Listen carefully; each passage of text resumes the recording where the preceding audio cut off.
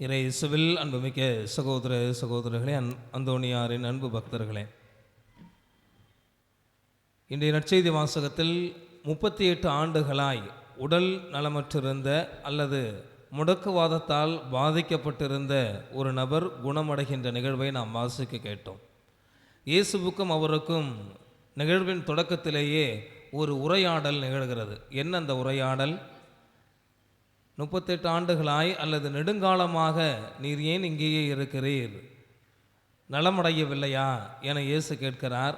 அதற்கு அந்த நபர் அல்லது நோயுற்றிருந்த அந்த நபர் கூறுகின்ற விடை, ஐயா, தண்ணீர் கலங்கும் போது என்னை குளத்தில் இறக்கிவிட ஆள் இல்லை, நான் போவதற்கு முன் வேறு ஒருவர் இறங்கி விடுகிறார் என்று கூறுகின்றார். இந்த முடக்குவாதமுற்ற நபர் அல்லது நோயுற்றிருந்த இந்த நபர், இந்த நிகழ்வை நாம் வாசிக்கின்ற பொழுது நம்முள் 2 உணர்வுகள் இயற்கையாகவே எழ வேண்டும்.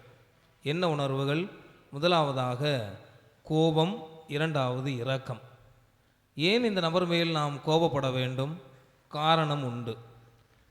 ஒன்றல்ல இரண்டல்ல, எத்தனை ஆண்டுகள்? 38 ஆண்டுகளாக அவர் உடல் நலமற்று கிடக்கிறார். ஆண்டுக்கு ஒரு படிக்கட்டு என்று அவர் இறங்கினால் கூட மிக விரைவாக நலமடைந்திருக்கலாம்.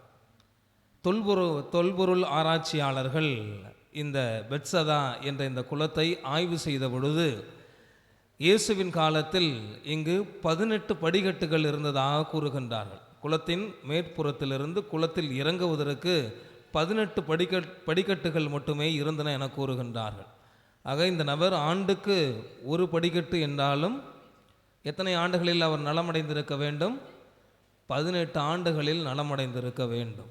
ஆனால் அந்த நபர் அதற்குரிய முயற்சியை எடுத்ததாக இதில் தெரியவில்லை.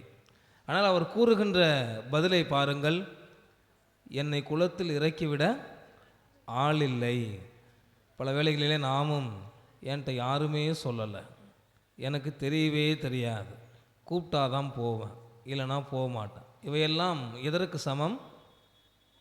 ஓய்ந்திருத்தலுக்கு, சோம்பேறியாக திரிவதற்கு சமம். போவதற்கு விருப்பமில்லை, ஆனால் பழியை யார் மேல், குறையை யார் மேல் போடுவோம்? மிக எளிமையாக பிறர் மீது போடுவோம். ஏறக்குறைய இந்த நபரும் அதே செயலை செய்கின்றார். மாதத்திற்கு ஒரு படிக்கட்டு என்றாலே நிச்சயமாக 2 வருடங்களில் அவர் நலமடைந்திருக்க வேண்டும். ஆகவே தான் ஆண்டவர் இயேசு எடுத்தவுடனே என்ன கேட்கின்றார்? நலம் பெற விரும்புகிறீரா என கேட்கின்றார். அவர் இறக்கிவிட ஆளில்லை என்ற பதிலை கூறுகின்றார். ஆகவே தான் உடனடியாக ஆண்டவர் சற்று சினத்தோடே கூறுவதை பார்க்கின்றோம். உன் படுக்கையை தூக்கி கொண்டு எழுந்து நட என கூறுகின்றார். பிறகு அனைத்து முடிந்த பிற்பாடு இயேசுவை கோவிலில் கண்டவுடனேயே, நீர்தான் எனக்கு நலமளித்தது, என்னை நான் புரிந்து கொண்டேன் என கூறின உடனேயே, இனி பாவம் செய்யாதீர் என கூறுகின்றார். அன்புக்குரியவர்களே, பல வேளைகளிலே நாம் பிறரின் கண்டுகொள்ளா தன்மையை அல்லது பிறரின் போட்டி மனப்பான்மையை சாக்காக வைத்து கொண்டு நாம் பல வேளைகளிலே ஓய்ந்திருப்போம். அவர் என்னை கண்டுகொள்ளவில்லை அல்லது எனக்கு எதிராக போட்டியில் அவர் செய்கின்றார், ஆகவே நான் இப்படியே இருக்கிறேன். அப்படியே நாம் இருந்தோமே என்றால் இந்த 38 ஆண்டுகளில் நாம் வாழுகின்ற ஒவ்வொரு நாளும் முடக்குவாதமுற்றவர்களாகத்தான் வாழ முடியும். நலம் ஒருபொழுதும் பெற இயலாது. ஆகவே இந்த நபரின் மீது நமக்கு கோபம் எழ வேண்டும். அந்த கோபம் எதற்கு? பிறரின் கண்டுகொள்ளா தன்மையும் போட்டி மனப்பான்மையும் சாக்கு போக்காக சொல்வதற்காக இவரின் மேல் நாம் கோபப்பட வேண்டும். ஒன்று. இரண்டாவது உணர்வு, இவர் மேல் என்ன உணர்வு நமக்கு வர வேண்டும்? இரக்கம் வர வேண்டும். ஏன் இரக்கம்? இதே 38 ஆண்டுகள் அவர் அந்த குளத்திலே வாழ்கின்றார். கடும் குளிரையும் மழையையும் வெயிலையும் மற்றும் அந்த குளத்தின் ஈரப்பதத்தையும் ஒரு மனிதன் எத்தனை ஆண்டு காலம் அனுபவித்திருந்தார்? 38 ஆண்டு காலம் அனுபவித்திருந்தார். அப்பொழுது இயற்கையாகவே நாம் அவரை பார்க்கின்ற பொழுது, எத்தனை ஆண்டுகள் இங்கு இருக்கின்றீர்கள் என கேட்கின்ற பொழுது, 38 ஆண்டுகள் என அவர் கூறுகின்ற பொழுது, இயற்கையாகவே நம் மனதில் என்ன இட வேண்டும்? ஐயோ பாவம், யாருமே இல்லை, வெயிலும் மழையும் குளிரும் இந்த ஈரப்பதமும் இவரை இப்படி உருக்கி விட்டதே என இரக்கம் கொள்ள வேண்டும். இரண்டாவது, 38 ஆண்டுகள் அவர் அங்கு இருக்கின்றார் என்றால் நிச்சயமாக பிறவிலேயே அவர் முடக்குவாதம் என்ற ஒரு நோயினால் பாதிக்கப்பட்டிருக்க வேண்டும். அப்பொழுது இவர்கள் பெற்றோர்கள் எங்கே?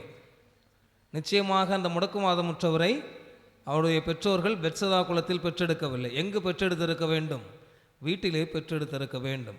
ஆகவே வீட்டிலே இப்படி ஒரு குழந்தை பிறந்து விட்டது என அந்த தாயும் அந்த தந்தையும் அந்த குழந்தையை முடிந்தால் உன்னை நீயை காப்பாற்றிக்கொள் என அந்த கை குழந்தையை அந்த பெத்சதா குலத்தில் போட்டது உண்மையாகவே அவரின் வாழ்வின் மீது நமக்கு இரக்கத்தை அதிகமாக கொணர வேண்டும். மேலுமாக யார் யாரெல்லாம் இறங்கி போகின்றார்கள், என்னை இறக்கிவிட ஆள் இல்லையே, இதுவரை என்னை தேடுவதற்கு கூட ஆள் இல்லையே என்று அவர் நினைத்திருக்க வேண்டும். 38 ஆண்டுகளாக ஒரு கூடமா அவர் உயிரோடு இருக்கிறாரா அல்லது இல்லையா என்று தேடக்கூடவா ஒரு ஆள் கூட இல்லை. அப்படிப்பட்ட ஒரு மனிதர் இந்த உலகத்தில் இருப்பாரா என்ற ஒரு கேள்விக்குறியை, ஒரு இரக்கத்தை நம்முடைய அது எழுப்ப வேண்டும். ஆகவே ஒருபுறம் இந்த நபரின் மீது கோபம், மறுபுறம் இந்த நபரின் மீது இரக்கம். இந்த நபரின் மீது இருக்கக்கூடிய இந்த கோபமும் இரக்கமும் நமக்கு கூறுகின்ற பாடம் என்ன? இன்றைய நாளில் ஒரே ஒரு பாடம்தான், பழக்கத்தின் ஆபத்து. பழக்கத்தின் ஆபத்து. நாம் செய்கின்ற செயல்கள், மிக குறிப்பாக ஒரு நாளைக்கு நாம் எந்த செயலை 3 முறைகளுக்கு மேலாக செய்கிறோமோ அதுவே நம்முடைய பழக்கமாக மாறிவிடும். எடுத்துக்காட்டாக தினந்தோறும் காலையில் பல் துலக்குதலை நமது பெற்றோர்கள் பெரியவர்கள் நமக்கு சொல்லி கொடுத்தார்கள். இப்போ தினந்தோறும் காலைல ஏஞ்ச உடனே நான் தினமும் பல்லு விளக்க போகிறேன் நீங்கள் அப்படி யோசிக்கிட்டே போகிறோம்? இல்லை, ஆட்டோமேட்டிக்காக தானாகவே பல்லு விளக்க போயிடுறோம். எதற்கு? பழக்கமாகிவிட்டது. இதே போன்று நமது வாழ்வில் 2 வகையாக இந்த பழக்கத்தை பிரிக்கலாம், நல்ல பழக்கங்கள், கெட்ட பழக்கங்கள். ஆகவே தான் குடியை எப்படி நாம் கூறுகின்றோம்? குடி பழக்கம், கெட்ட பழக்கம் என்று நாம் அதை பழக்கமே என கூறுகின்றோம். இங்கு இந்த கெட்ட பழக்கத்தில் இருக்கக்கூடிய ஆபத்தை தான் மிக அழகாக இந்த முடக்குவாதமுற்ற நபரின் இரக்கத்திலிருந்தும் கோபத்திலிருந்தும் நாம் கற்றுக்கொள்ள வேண்டும். நாம் எந்த ஒரு செயலை தொடர்ச்சியாக செய்கின்றோமோ ஒரு கட்டத்தில் அந்த செயலை நாம் எதற்காக செய்கிறோம் என்பதையே மறந்துவிட்டு ஒரு குற்ற உணர்வு இல்லாமல் அந்த கெட்ட பழக்கத்தில் நாம் மூழ்கியிருப்போம். ஒரு கற்பனையான ஒரு நிகழ்வு தான். ஒரு நபர் ஒரு மெடிக்கல் ஷாப் போய் தைலம் கொடுங்கன்னு சொல்லி வாங்கியிருக்கிறாரு. அவர் தைலம் வாங்கி போயிட்டார். அடுத்த நாளும் திருப்பி வந்து தைலம் கேட்டிருக்கிறாரு. அப்போ அந்த மெடிக்கல் ஷாப்புக்காரர் என்ன சொல்லியிருக்கிறாரு? சார், டெய்லியும் தினந்தோறும் இந்த தைலத்தை பயன்படுத்தாதீங்க, பழக்கமாக மாறிட போகுது, கொஞ்சம் பார்த்து பயன்படுத்துங்கன்னு சொல்லி அந்த தைலத்தை கொடுத்தார். அதற்கு அந்த நபர் கூறினாராம், ஐயா, கடந்த 18 வருடங்களாக நான் இந்த தைலத்தை தேய்த்தி வருகிறேன், அது எனக்கு என்ன பழக்கமாக மாறிடுச்சுன்னு கேட்டாராம். தான் அதற்கு அடிமையாக விட்டோம் அல்லது அந்த தைல தேய்ப்பது என்பது எனக்கு பழக்கமாகிவிட்டது என்ற உணர்வு கூட இல்லாத நிலை அந்த நபருக்கு ஏற்பட்டதை போன்றுதான் நம்முடைய வாழ்விலும் பல தீய பழக்க வழக்கங்களில் நாம் மூழ்கி இருக்கின்ற பொழுது அல்லது ஒரு குறிப்பிட்ட பாவத்தை நாம் தொடர்ச்சியாக செய்கின்ற பொழுது குற்ற உணர்வே இல்லாமல் போய்விடும். என்ன, எல்லாரும் தான் கெட்ட வார்த்தை பேசுகிறாங்க, எல்லாரும் தான் இதை செய்கிறாங்க, எல்லாரும் தான் பண்ணுறாங்க, கடவுள் என்ன தண்டிச்சிட்டாரா? இதனால் இது செய்கிறதுனால என்ன, நல்லா தானே இருக்கிறேன்? ஏறக்குறைய அந்த மனிதனை போன்று 38 ஆண்டு காலம் எப்படி அந்த பெத்சதா குலத்தின் மேலேயே அமர்ந்து கொண்டு நலமடைய விரும்பாமல் இருந்தாரோ அதே போன்று நமது உள்ளமும் நமது மனமும் கடினமாகி போய்விடும்.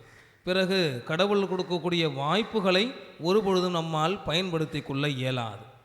ஆகவே இன்றைய நாளிலே என்னுடைய நல்ல அல்லது கெட்ட பழக்கங்கள் எவை எவை என்பதை நாம் பட்டியலிடுவோம். எவையெல்லாம் நாம் தொடர்ச்சியாக செய்கின்ற செயல்கள், எப்பொழுது அது எனது பழக்கமாக மாறியது என்பதை நாம் பட்டியலிடுவோம்.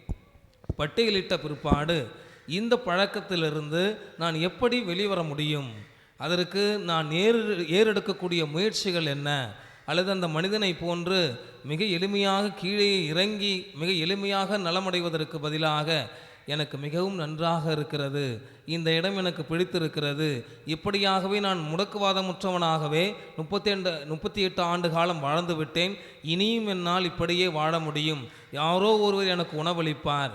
கண்டிப்பாக 38 ஆண்டு காலம் வேறு யாரோ அவருக்கு உணவளித்திருக்க வேண்டும். ஆகவே அது பழக்கமாகிவிட்டது. ஆகவே மற்றவர்கள் எனக்கு உணவு கொடுப்பார்கள், நான் அதை உண்டுவிட்டு நான் மிக சௌகரியமாக இங்கேயே இருந்து விடுகிறேன் என்ற நினைவை போன்று நமது பாவ வாழ்க்கை அல்லது நமது கெட்ட பழக்கங்கள் நமக்கும் அதுவாகவே மாறிவிடும்.